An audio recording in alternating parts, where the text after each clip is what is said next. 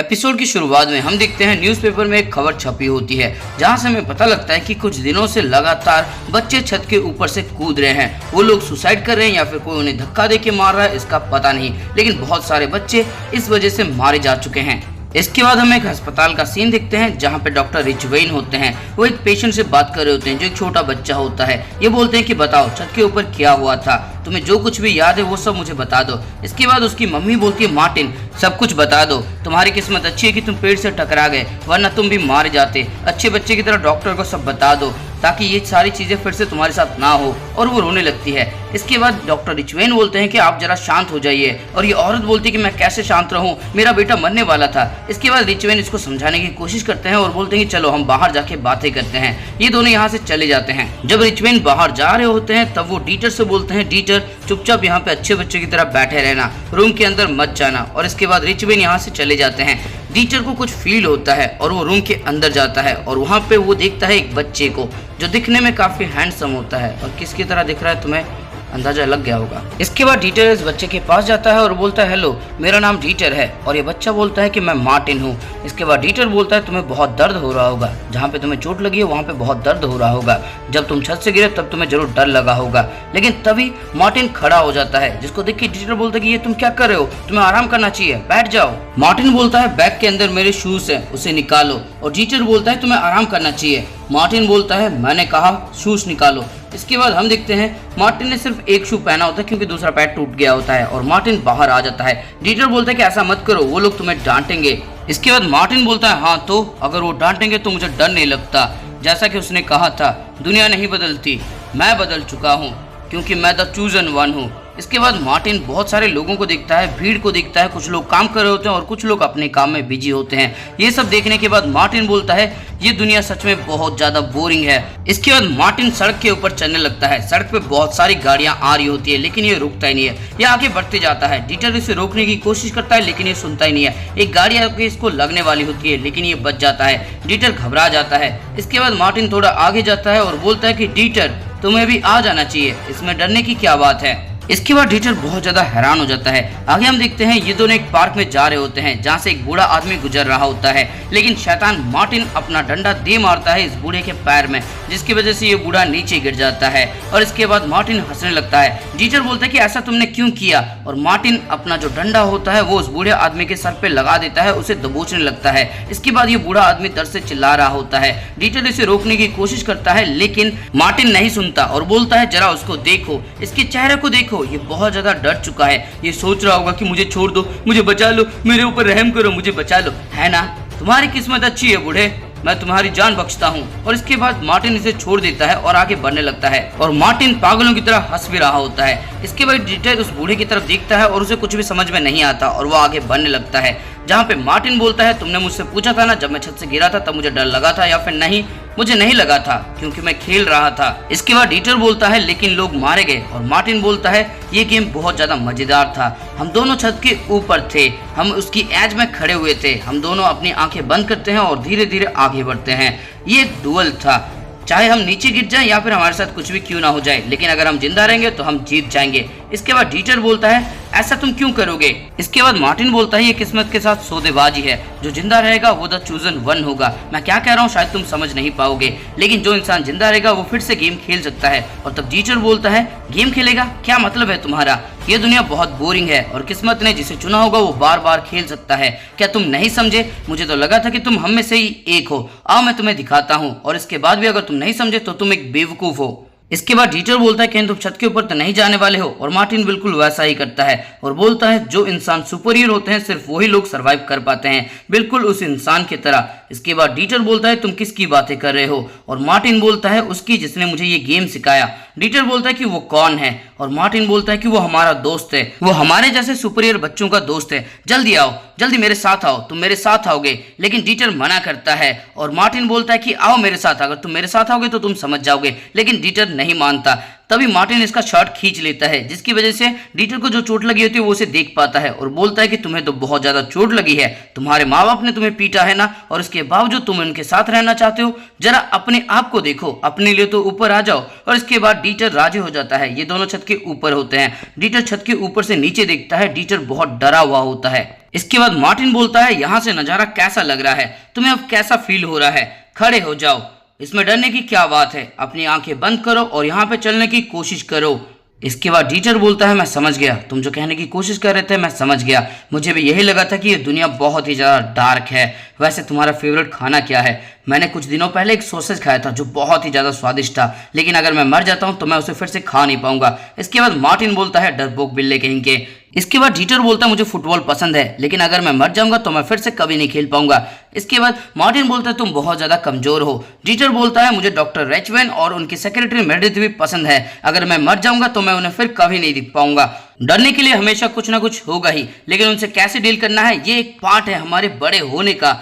टेनमा ने कहा था कि कल एक अच्छा दिन होने वाला है, अगर आज मैं मर जाता हूं तो मैं टेनमा को फिर कभी नहीं दिख पाऊंगा। इसके बाद अचानक से हृदय परिवर्तन हो जाता है मार्टिन का। उसको डर लगने लगता है और उसका बैलेंस बिगड़ जाता है। वो गिरने वाला होता है, लेकिन तभी हाथ पकड़ लेता है डीटर इसका और इसकी जान बचा लेता है और बोलता है कि डरने की कोई जरूरत नहीं है, अपने घुटनों को मोड़ो। इसके बाद मार्टिन रोने लगता है और बोलता है, मैं उसकी तरह नहीं बन सकता, मैं जोहान की तरह नहीं बन सकता।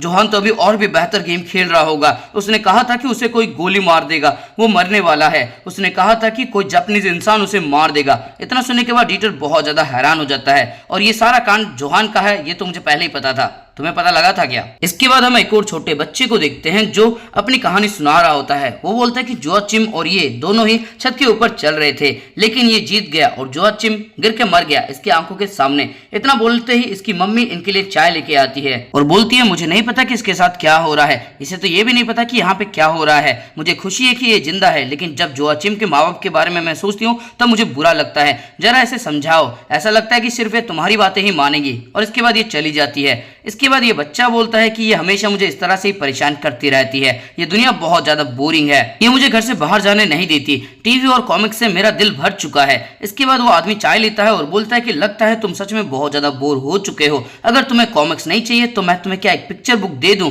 इसके बाद ये बच्चा बोलता है, एक पिक्चर बुक, ये तो काफी ज्यादा बोरिंग लगता है। तुमने एक बहुत बेहतरीन गेम के बारे में बताया था, क्या तुमने उसे खेलना शुरू कर दिया है? तुमने कहा था कि जल्दी तुम्हें कोई गोली मार देगा, मैं बहुत ज्यादा एक्साइटेड हूँ, कब वो तुम्हें गोली मारेगा, मुझे बताओ जोहान, मुझे बताओ। और हम देखते हैं यहाँ पे कमीना जोहान होता है जो चाय पी रहा होता है और इसकी इविल स्माइल, क्या बताएं इसके बारे में। इसके बाद हम शुबर्ट के घर को देखते हैं। वहां पे हम उसकी लाइब्रेरी को देखते हैं जहां पे म्यूनिक यूनिवर्सिटी का लाइब्रेरियन आया होता है, क्योंकि शुबर्ट ने उसे बुलाया होता है ताकि वो जितनी भी बुक यहाँ पे उन सबको वो डोनेट कर सके म्यूनिक यूनिवर्सिटी को।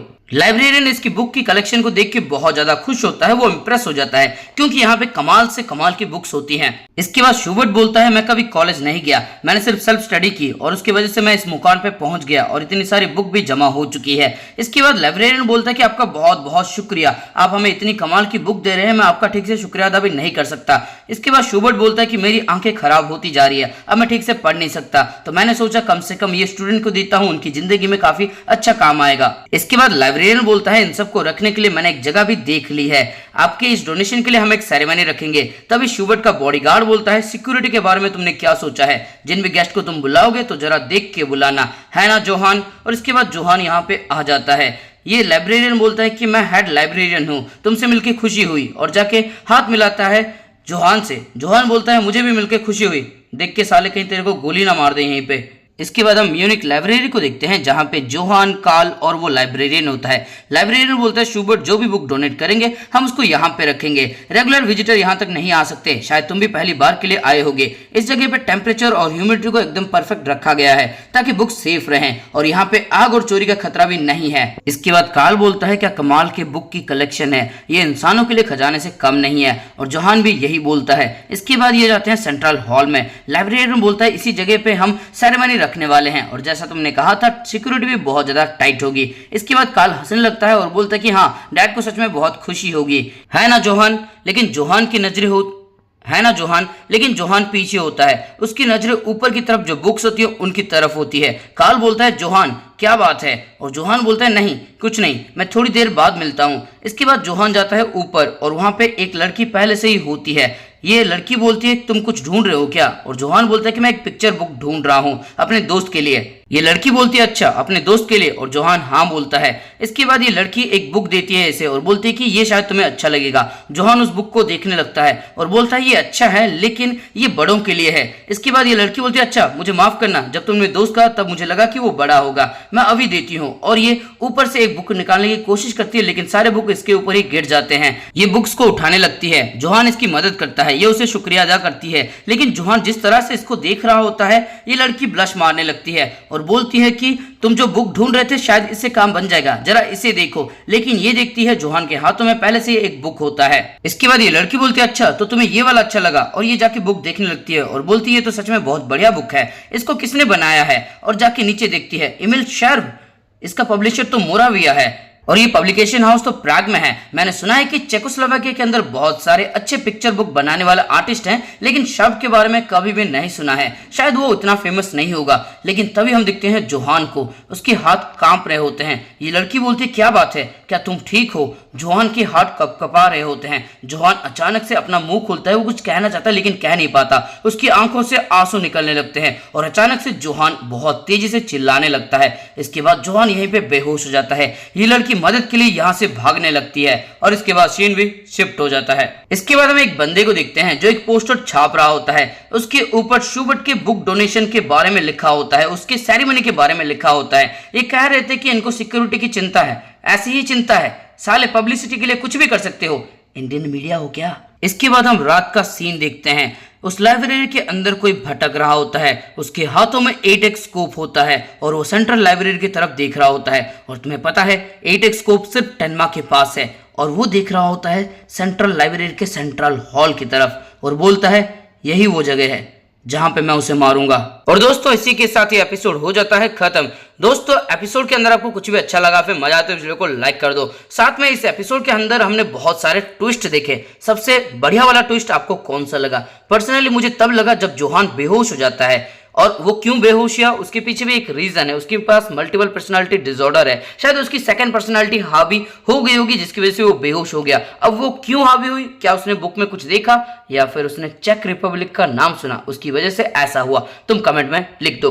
और इसके आगे के एपिसोड के लिए इस वीडियो को अपने दोस्तों के साथ या फिर किसी एनिमे लवर के साथ शेयर कर देना। और साथ में अगर चैनल पर नए हो तो भी चैनल को सब्सक्राइब करो और उसके बाद घंटा या फिर घंटी जो भी तुम्हें दिखेगा वो बजा देना, एकदम टर्न करके आवाज आ जानी चाहिए।